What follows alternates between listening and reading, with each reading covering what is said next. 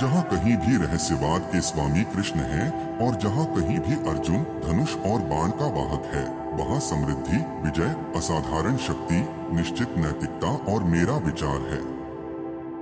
भगवद गीता धृतराष्ट्र के एक प्रश्न के साथ शुरू हुआ था। वह अपने बेटों की जीत की आशा कर रहा था, जो महान योद्धाओं जैसे भीम, द्रोणाचार्य और कर्ण के साथ सहायता प्राप्त थे। वह उम्मीद कर रहा था कि जीत उसके पक्ष में होगी।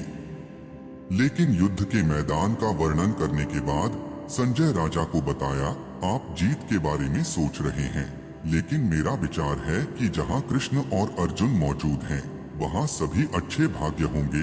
उन्होंने सीधे पुष्टि की कि धृतराष्ट्र अपनी ओर से जीत की उम्मीद नहीं कर सकता था।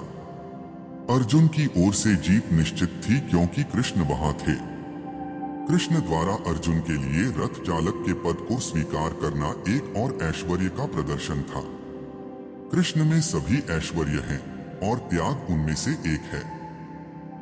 ऐसे त्याग के कई उदाहरण हैं, क्योंकि कृष्ण त्याग का भी स्वामी है। लड़ाई वास्तव में दुर्योधन और युधिष्ठिर के बीच थी।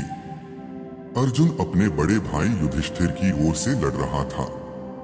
क्योंकि कृष्ण और अर्जुन युधिष्ठिर के पक्ष में थे, इसलिए युधिष्ठिर की जीत निश्चित थी। यह लड़ाई यह तय करने के लिए थी कि कौन दुनिया पर राज करेगा, और संजय ने भविष्यवाणी की कि शक्ति युधिष्ठिर को हस्तांतरित की जाएगी। यह भी भविष्यवाणी की गई है कि इस युद्ध में जीत हासिल करने के बाद युधिष्ठिर और अधिक समृद्ध होंगे, क्योंकि वह न केवल धर्मी और धर्मपरायण थे, बल्कि वे एक सख्त नैतिकवादी भी थे। उन्होंने अपने जीवन में कभी झूठ नहीं बोला। बहुत से कम बुद्धिमान व्यक्ति भगवद गीता को दो दोस्तों के बीच युद्ध के मैदान में विषयों पर चर्चा के रूप में लेते हैं, लेकिन ऐसा कोई पुस्तक धर्म ग्रंथ नहीं हो सकती। कुछ लोग यह भी विरोध कर सकते हैं कि कृष्ण ने अर्जुन को लड़ने के लिए उकसाया, जो कि अनैतिक है, लेकिन स्थिति की वास्तविकता स्पष्ट रूप से बताई गई है। भगवद गीता नैतिकता में सर्वोच्च शिक्षा है। नैतिकता का सर्वोच्च उपदेश 9वें अध्याय में 30वें श्लोक में दिया गया है। मनमन भवा मद्भक्तु। कृष्ण का भक्त बनना चाहिए और धर्म का सार कृष्ण को समर्पण करना है। सर्वधर्मान परित्याज्य मामेकं शरणागतम्। भगवद गीता के निर्देश धर्म और नैतिकता के सर्वोच्च प्रक्रिया का गठन करते हैं।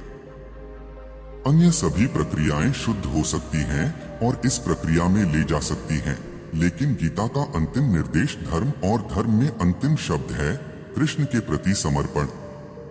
यह 18वें अध्याय का फैसला है। भगवद गीता से हम समझ सकते हैं कि दार्शनिक चिंतन और ध्यान द्वारा स्वयं को महसूस करना एक प्रक्रिया है, लेकिन कृष्ण के प्रति पूर्ण समर्पण ही सर्वोच्च पूर्णता है। यह भगवद गीता के उपदेशों का सार है। सामाजिक जीवन के क्रमों और धर्म के विभिन्न पाठ्यक्रमों के अनुसार नियमों का मार्ग गोपनीय ज्ञान का मार्ग हो सकता है, लेकिन यद्यपि धर्म के अनुष्ठान गोपनीय हैं, ध्यान और ज्ञान की खेती अभी भी अधिक गोपनीय है। और कृष्ण के प्रति भक्ति सेवा में पूर्ण कृष्ण चेतना में समर्पण सबसे गोपनीय निर्देश है। यही 18वें अध्याय का सार है। भगवद गीता का एक अन्य विशेषता यह है कि वास्तविक सत्य भगवान कृष्ण हैं। परम सत्य को 3 रूपों में महसूस किया जाता है: निराकार ब्रह्मा, स्थानीय परमात्मा और अंत में परम पुरुषोत्तम भगवान कृष्ण। परम सत्य का ज्ञान, पूर्ण ज्ञान कृष्ण का अर्थ है। यदि कोई कृष्ण को समझता है तो ज्ञान के सभी विभाग उस समझ का हिस्सा हैं। कृष्ण ट्रांसेंडेंटल हैं, क्योंकि वह हमेशा अपने शाश्वत